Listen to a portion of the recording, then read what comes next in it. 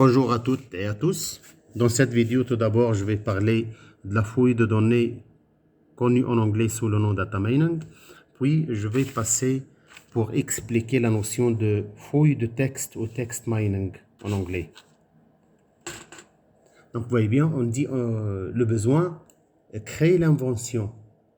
Et c'est vrai, puisque d'une année à l'autre, on s'assure que les progrès technologiques sont en train de révolutionner la collecte de données. Donc, on aura beaucoup de données, mais peu de connaissances. Beaucoup de données, mais peu de connaissances.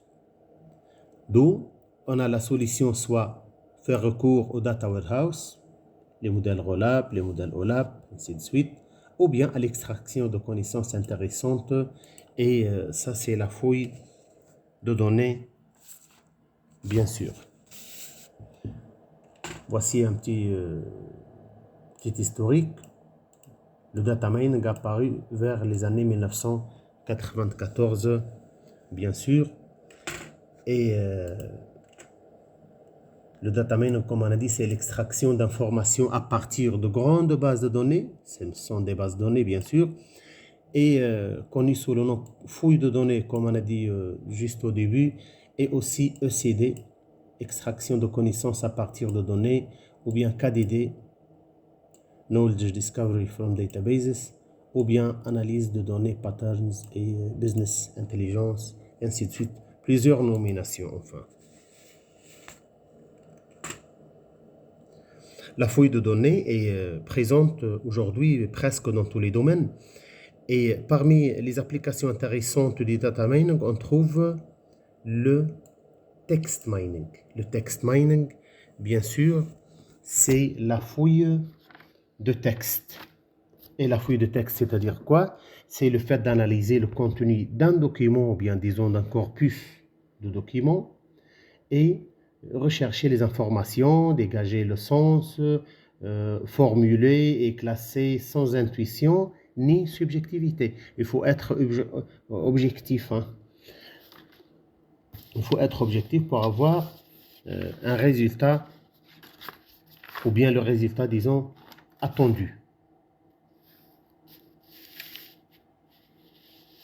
Donc, la fouille de texte, on a dit appelé text mining, c'est le fait, autrement dit, de partir d'un corpus de texte contenant un grand nombre de mots vers une appréhension plus ou moins logique pour découvrir les fonctionnalités ou bien pour extraire, bien sûr, des informations qui peuvent être intéressantes. Parmi les logiciels applicables, on trouve généralement deux catégories ou bien deux classes.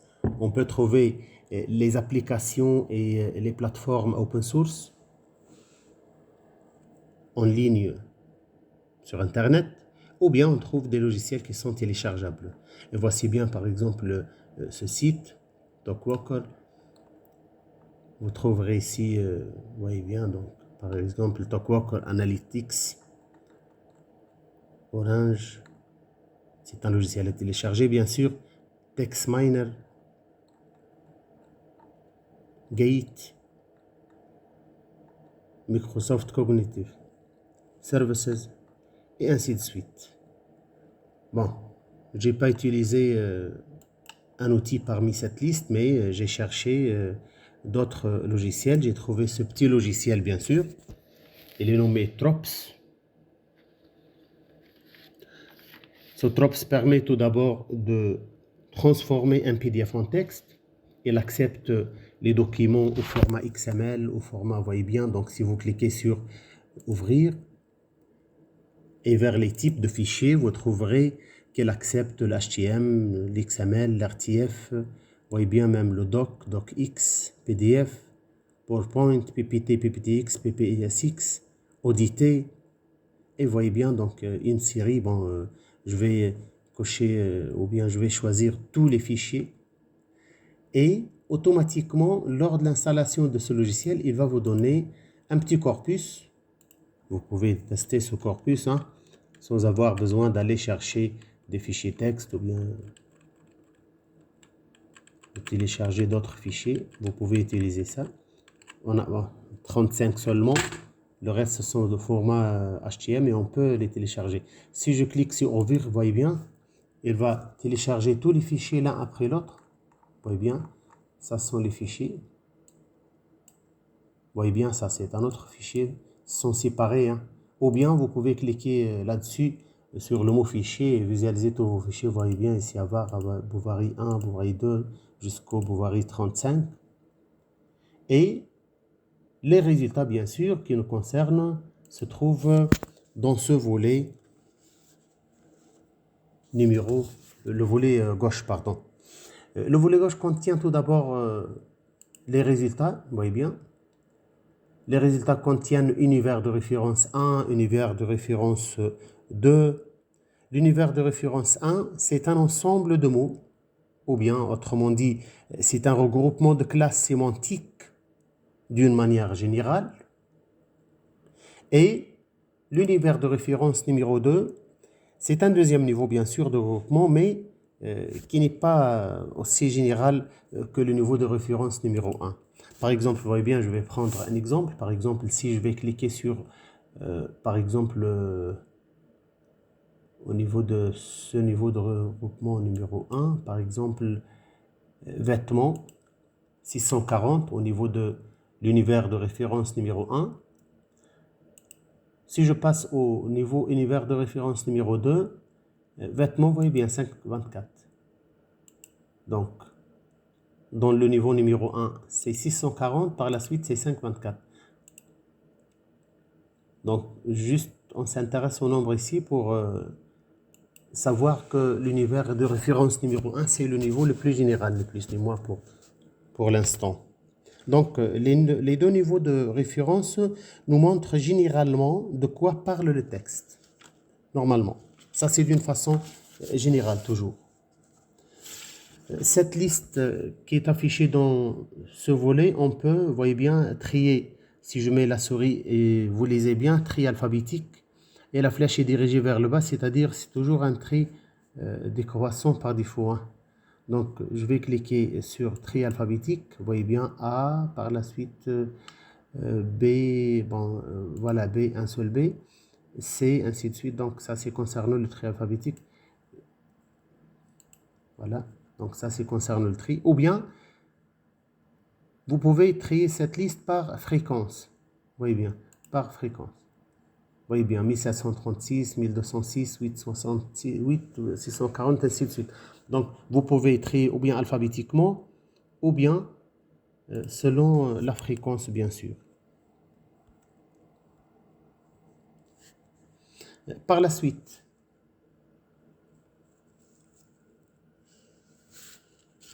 on va cliquer sur n'importe quel terme. Par exemple, sur le terme sentiment. Et vous voyez bien le résultat, les extraits. Amant, amante, foi, regret, emportement, amour, chagrin, appréhension, amour, soupçon, crainte, et vous voyez bien. Donc, tous les mots qui sont en relation avec le sentiment. Le temps, par exemple, vous voyez bien, 19 mai, 21 février, temps, jour, soir, mois. Vêtements, par exemple, vous voyez bien, bonnet, poche, juste au corps, une poche aussi, autre chose. Et vous voyez bien, donc, tous les termes qui sont en relation avec ce mot. Si je clique sur famille, par exemple, vous trouverez ici père, parents, famille, frères, sœurs. Et vous voyez bien, ça c'est concernant tous les termes. Tout terme, il a une relation avec, bien sûr, d'autres termes. On peut ici, vous voyez bien, on peut remarquer ici, ça c'est un graphe. On peut changer sa forme. On peut choisir graphe acteur de cette façon. Et de ce côté, vous voyez bien, on peut ou bien minimiser le nombre de termes qui sont en relation avec notre terme déjà sélectionné, ou bien agrandir ce nombre, vous voyez bien, ça c'est la fréquence des termes, vous voyez bien. C'est une règle gradée située verticalement à droite. On peut choisir le graphe R, Ça, c'est le plus lisible. On peut choisir étoilé aussi, vous voyez bien. Donc, d'une part et d'autre, les termes sont classés. Ça, c'est un graphe répartition. Ça, c'est un graphe en épisode, vous voyez bien. Et ça, c'est le texte. Bien sûr, on revient au texte ici. Donc, on va revenir à graphe R. Donc, il montre le terme central, vous voyez bien. Par exemple, ici, j'ai cliqué sur femme, par exemple.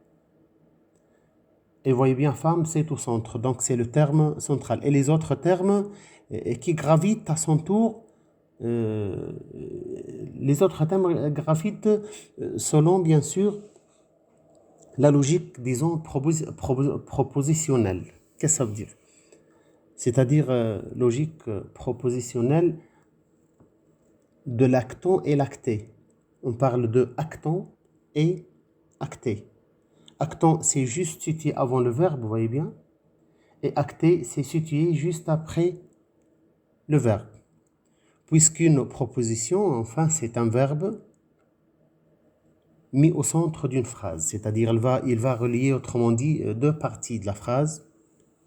Donc, on parle d'une partie gauche et partie droite. Par exemple, on aura dans ce cas une forme du genre, par exemple, cause-conséquence, par exemple, entrée-sortie, input-output, et ainsi de suite. Ici, vous remarquez bien que les termes sont placés, la distance entre le terme central et les autres termes varie.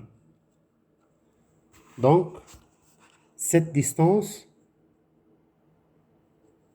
c'est par rapport au nombre de relations qui lie le terme central avec l'autre terme. Par exemple, ici, femme et corps.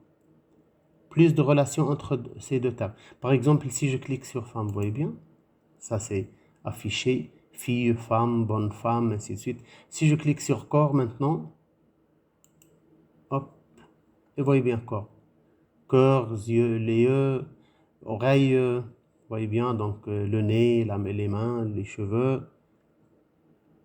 Et toujours, les vêtements, ou bien le terme vêtements, c'est le plus proche. Vous voyez bien, c'est toujours. Hein. Donc, rien ne change. Donc ça, c'est concernant une lecture des résultats de ce petit logiciel. On dit que Trop, l'avantage, c'est quoi? Parmi les fonctionnalités et les outils d'analyse des textes proposés par Trop, on peut citer, on peut trouver un éditeur ontologique, une classification arborescente des références. On peut faire une analyse aussi chronologique, une extraction terminologique, ainsi de suite.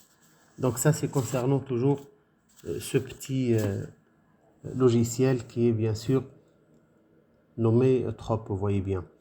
Il y a un autre type de logiciel, vous voyez bien, ça c'est un deuxième type bien sûr, TextMiner. Donc on a montré ça dans cette liste. Bon, je l'ai téléchargé aussi, ce TextMiner bien sûr. Et quand même, il se base sur une liste. Vous voyez bien, il me dit, s'il vous plaît, enregistrez votre projet, puisque j'ai essayé de visualiser les résultats d'un fichier texte. Donc, je vais créer un nouveau projet. Non, c'est pas la peine d'enregistrer. Do you want to delete? Yes. OK. Donc, et on va sortir de ça. Et vous voyez bien, par exemple, on va importer n'importe quel texte. Hein, n'importe quel texte. Par exemple, on va se placer sur le bureau et chercher par exemple un fichier. Il fonctionne avec le fichier XML, text data.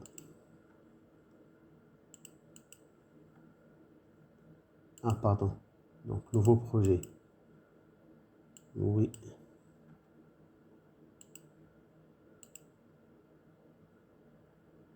Import Unicode text. Voilà. Donc, ce sont des textes Unicode. Ça, c'est pour ouvrir un fichier XML. Ça, c'est pour les textes Unicode. Et ça, c'est pour les abréviations. Ça, c'est exporté en tant que HTML. Et ça, c'est pour vérifier la base de données.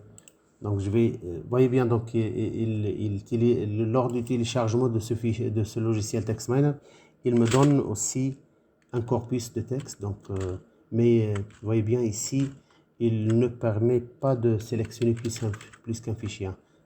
Donc, par exemple, je vais choisir le texte accounting. Et voilà, donc il accepte le PDF ou bien le TXT. On peut passer, par exemple, pour choisir un fichier, par exemple, PDF, par exemple. Par exemple, celui-ci, 4 pages, continuer. Il a refusé puisqu'il a trouvé des schémas, et ainsi de suite. Donc, on va ouvrir Accounting. Result of Letter Frequency Analysis, vous voyez bien. Donc, c'est un petit aperçu. Enfin, OK, d'accord. Passons au suivant. OK. Télécharger les abréviations. Et vous voyez bien juste en bas, vous voyez bien la souris, Import Unicode Text, done. C'est fait. Donc, il a importé ce texte. Si je passe vers Analyze et je clique sur Build Database, il va me dire Import Abbreviation First. C'est-à-dire il faut importer les abréviations avant. Bon, je vais cliquer et chercher l'importation.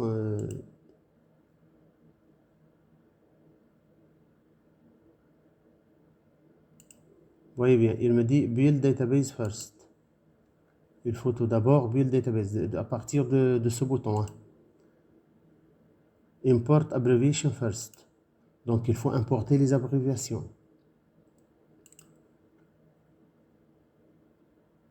Voilà, par exemple, je vais choisir abréviation en anglais. OITL. Voilà, ça c'est l'abréviation en anglais, puisque le texte est en anglais. Et par la suite, Build Database. Vous voyez bien. Vous voyez, donc. Count, ça c'est le numéro, ça c'est le nombre. 8, 1, 4, ainsi de suite. Donc, par la suite, vous pouvez maintenant, par exemple, ça c'est Build Database, Search Word, taper n'importe quel mot, par exemple, she. Word she not found. Donc, ce mot n'existe pas. Par exemple, je vais chercher le mot, par exemple, while.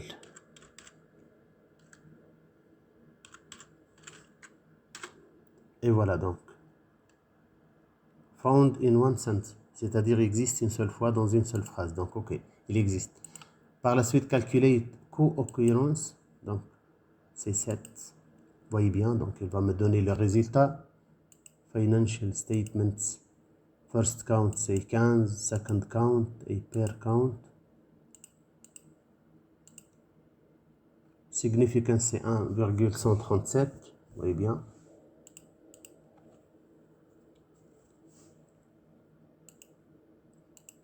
Donc ici, 6 et toujours 7. Ça sera 3.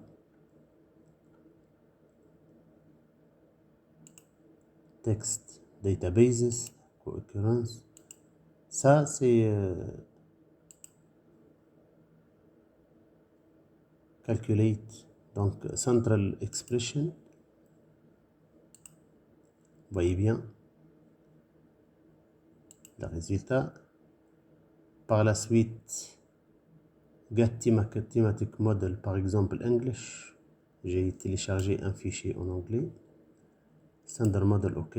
Additional model, OK. OK, OK, OK. Medical model, OK. Thematic model, donc il faut utiliser. Voilà. Et c'est bon. Donc le document s'est chargé correctement. Et voyez bien, par exemple, ici les verbes 88, les adjectifs 72, pronouns 49, adverbs c'est 76, prepositions c'est 74. Et voyez bien, donc, vous voyez, donc ça c'est notre résultat. Et enfin, ça c'est une comparaison, bien sûr. C'est pas essentiel, donc il est nécessaire de faire ça, mais quand même, vous pouvez procéder à faire cette comparaison à partir du menu Analyze. Vous voyez bien, par exemple, ici, il va me dire choisir la base de votre comparaison. Par exemple, je vais choisir ça, c'est en anglais.